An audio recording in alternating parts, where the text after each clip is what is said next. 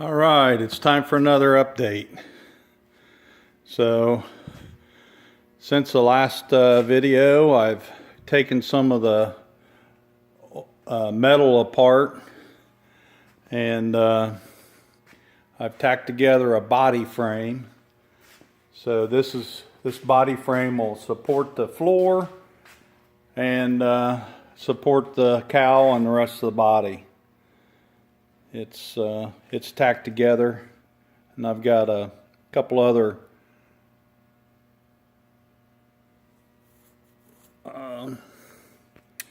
ribs to put in, and then I'll make the floor and get the cowl set on it. So this is the piece of sheet metal that was over the back of the car. It was obviously made by somebody to just trim it out. It definitely didn't come with the car. So anyway, it's coming along.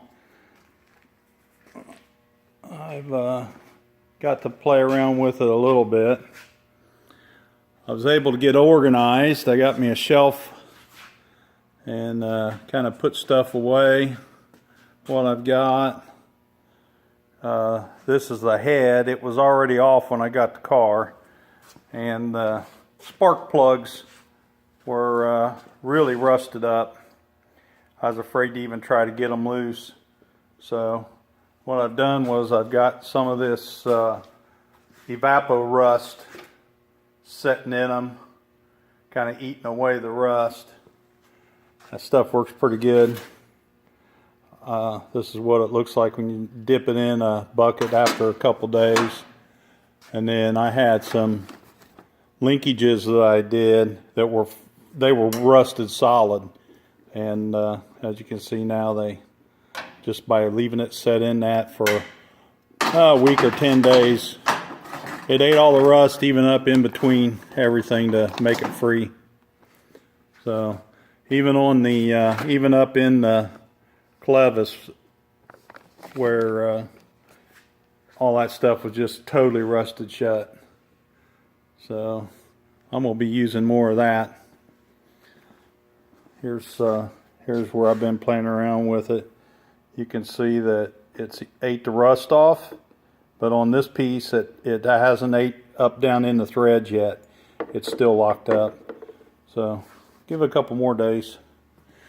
Okay, in here on the table, I got the cowl all framed in. It's nice and stiff. Got the jambs put on it, and now I've got a new plan for the top of the cowl to get this thing trimmed off so it flows into the door.